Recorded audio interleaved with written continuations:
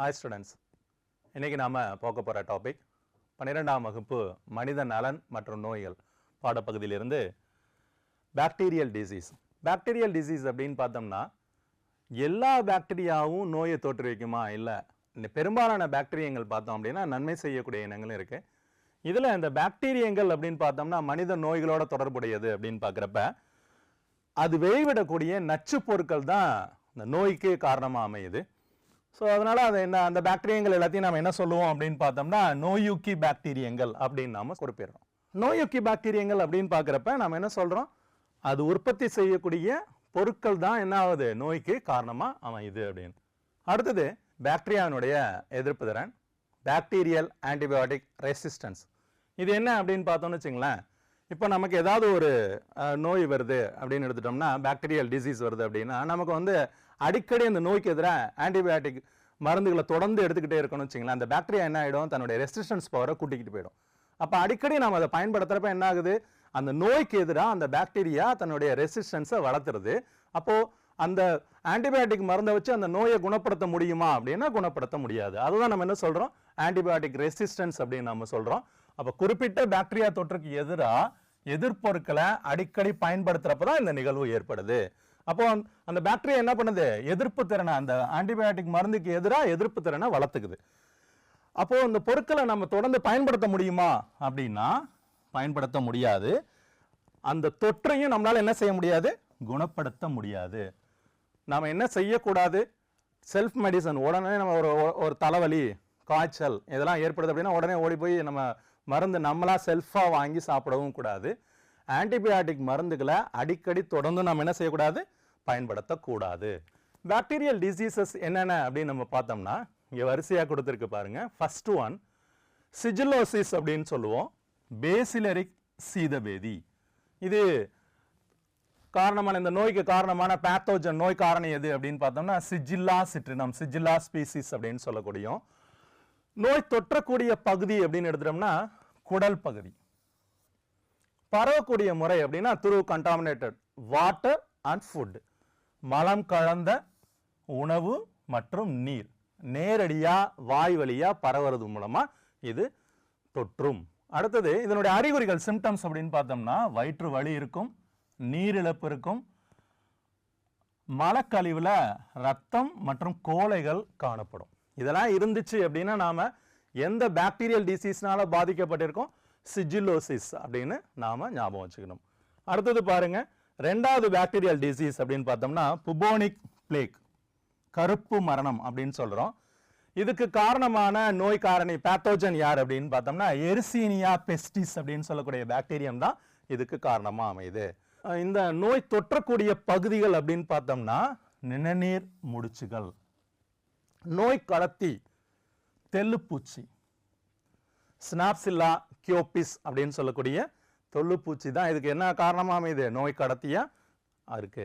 இதனுடைய அறிகுறிகள் அப்படின்னு பார்த்தோம்னா காய்ச்சல், தலைவலி, வீங்கிய நிணநீர் முடிச்சுக்கள், இதுதான் இதனுடைய அறிகுறியா அமையும். மூணாவது பாக்டீரியல் டிசீஸ் டிப்தீரியா, நோய் காரணி கோனிபாக்டீரியம் டிப்தீரியே. நோய் தொற்றக்கூடிய பகுதிகள் அப்படின்னு பார்த்தோம்னா குரல் வளை, தோல், சுவாச மற்றும் இனப்பெருக்க பாதை, இதுதான் என்ன சொல்றோம், நோய் தொற்றக்கூடிய பகுதி. பரவு முறைகள் அப்படின்னு பார்த்தோம்னா த்ரூ கண்டாமினேட்டட் வாட்டர் டிராப்லெட்ஸ் அப்படின்னு சொல்லுவோம், நீர் திவலைகள் வழி தொற்று பரவும். அறிகுறிகள் அப்படின்னு எடுத்துட்டோம் அப்படின்னா காய்ச்சல், தொண்டை வலி, கரகரப்பான தொண்டை, சுவாசித்தலில் இடர்பாடு, ரெஸ்பிரேட்டரி டிஸ்கம்ஃபர்ட் அப்படின்னு சொல்லுவோம். கரகரப்பான தொண்டை அப்படிங்கிறது பார்த்தோம் அப்படின்னா மியூக்கஸ் செக்ரீஷன் வந்து அங்கே வந்து அதிகமாகிறப்ப தான் அந்த மாதிரி நமக்கு ஃபீல் ஆகும். அடுத்தது எடுத்துக்கிட்டோம் அப்படின்னா cholera, fourth bacterial disease. Causative agent அப்படின்னு பார்க்குறப்ப விப்ரியோ காலரே. நோய் தொற்றக்கூடிய பகுதி குடல், பரவும் முறை மலம் கலந்த உணவு நீர், வாய் வழியா நாம எடுத்துக்கிறப்ப பரவும். அறிகுறிகள் அப்படின்னு பார்க்குறப்ப கடுமையான வயிற்றுப்போக்கு மற்றும் நீரிழப்பு. இந்த காலரா நோய் வந்துருச்சு, கடுமையாக நம்ம உடம்புலேருந்து நீரிழப்பு ஏற்படுது அப்படிங்கிறப்ப என்ன செய்வாங்க, உப்பும் சர்க்கரையும் கலந்த உணவுப் பொருளை, அதாவது நீரை வந்து நம்ம எடுத்துக்கிட்டே இருக்கணும். ஏன்னா நம்ம உடம்பு வழியாக என்ன இருக்கும், கடுமையான நீரிழப்பு இருக்கும். அதை பேலன்ஸ் பண்ணுறதுக்காக தான் என்ன செய்வாங்க, உப்பும் வெல்லமும் கலந்த இல்லை சர்க்கரையும் கலந்த நீரை வந்து ஆகாரமாக எடுத்துப்பாங்க. 5th பாக்டீரியல் டிசீஸ் டெட்டானஸ், அசையா தாடை அப்படின்னு நம்ம தமிழில் சொல்லுவோம். டெட்டானஸ் நோய் காரணி கிளாஸ்ட்ரீடியம் டெட்டானி, இதுதான் என்ன ஆகுது, நோய் காரணி பேத்தோஜனா அமையுது. நோய் தொற்றக்கூடிய பகுதி அப்படின்னா உடல்ல ஏதாவது ஒரு காயங்கள் ஏற்படுது இல்லை வெட்டுப்பட்ட பகுதிகள் இருக்கு அப்படின்னா அந்த இடம் தான் இதுக்கு வந்து இது தொற்றும் அப்படின்னு சொல்றாங்க. பரவும் முறை ஏற்கனவே பார்த்துட்டோம், காயத்தின் வழிதான் என்ன ஆகும், இந்த நோய் தொற்று பரவுது. அறிகுறிகள் அப்படின்னு பார்த்தோம்னா தாடை தசை விரைத்தல், இந்த தாடை தசை பகுதி என்ன ஆயிடும், விரைத்திரும். மிகை இதய துடிப்பு இருக்கும். முகம் மற்றும் தாடை தசை இழுப்பு இருக்கும். ஸோ இதெல்லாம் இருந்துச்சு அப்படின்னா நாம எந்த பாக்டீரியல் டிசீஸ்னால பாதிக்கப்பட்டிருக்கோம், டெட்டானஸ். அடுத்தது 6th one டைஃபாய்டு. இது சால்மனெல்லா டைஃபி அப்படின்னு சொல்லக்கூடிய பாக்டீரியா வழியா பரவுது. நோய் தொற்றக்கூடிய பகுதி குடல்.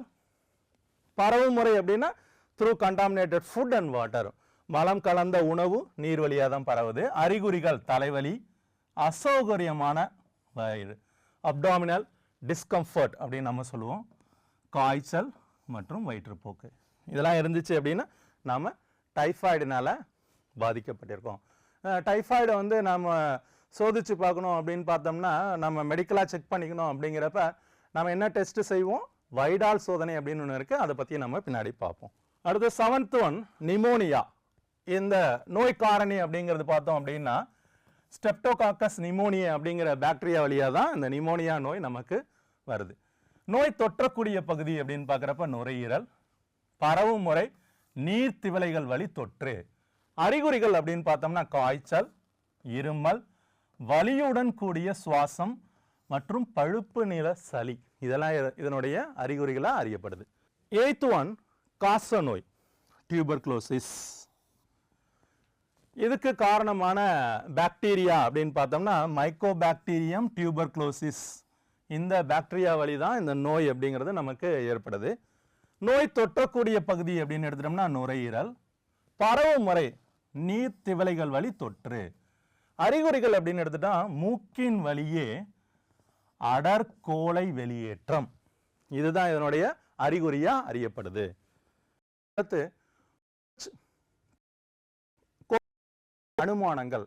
ஏன் சார் நீங்க சொல்றீங்க கேட்டீங்கன்னா இது சார்ந்து போட்டித் தேர்வுகள் வினாக்கள் கேட்டிருக்காங்க, தான் நாம இப்ப பார்க்க போறோம். போஸ்ட் லிஸ்ட் என்னன்னு பாருங்க.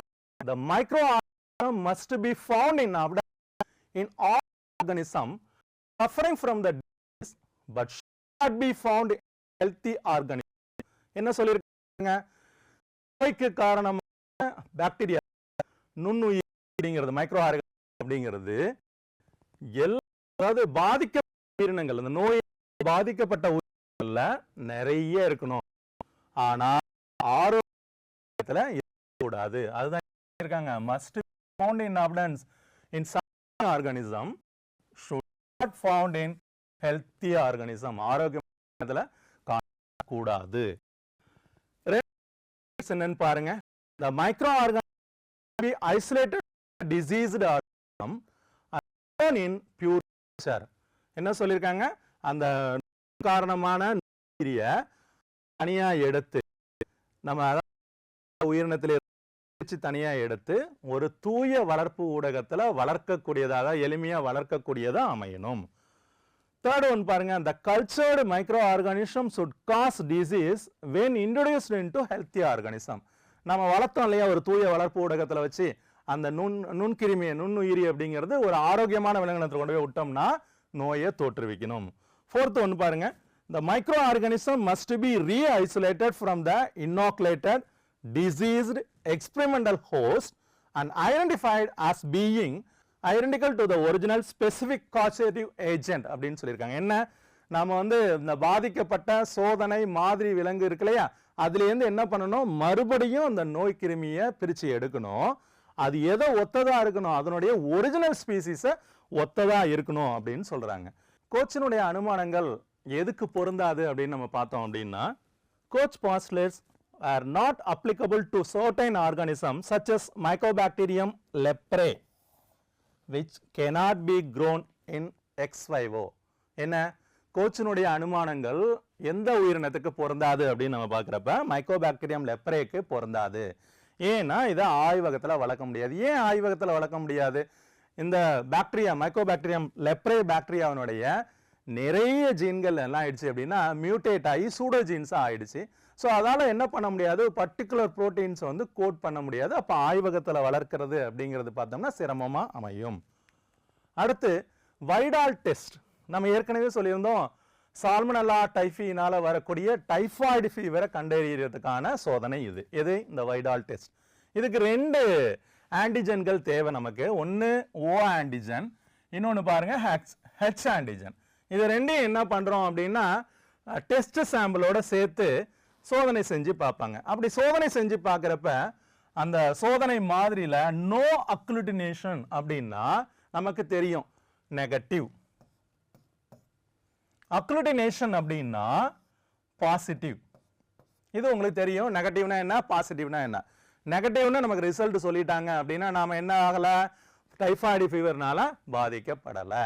பாசிட்டிவ் அப்படின்னு சொன்னா நம்ம உடம்புக்குள்ளார என்ன இருக்குன்னு, என்ன நோய் தொற்று இருக்கு, சால்மனல்லா டைஃபி இருக்கு, நாம டைஃபாய்டு ஃபீவர்னால பாதிக்கப்பட்டிருக்கோம் அப்படின்னு அர்த்தம். இப்படிதான் வைடால் டெஸ்ட் செஞ்சு நம்ம உடம்புக்குள்ளார இந்த நோய் கிருமி இருக்கா அப்படிங்கிறத கண்டறிகிறாங்க. ஸ்டூடெண்ட்ஸ், இன்னைக்கு நாம பாக்டீரியல் டிசீஸ் பத்தி தெளிவாக பார்த்தோம். இந்த கான்செப்ட் உங்க எல்லாருக்கும் தெளிவாக புரிஞ்சிருக்கும்னு நம்புறேன். மீண்டும் அடுத்த ஒரு காணொலியில் இந்த பாக்டீரியல் டிசீஸ்ல இருந்து போட்டித் தேர்வுகளில் என்னென்ன வினாக்கள் கேட்டிருக்காங்க அப்படின்னு நம்ம பார்ப்போம். நன்றி, வணக்கம்.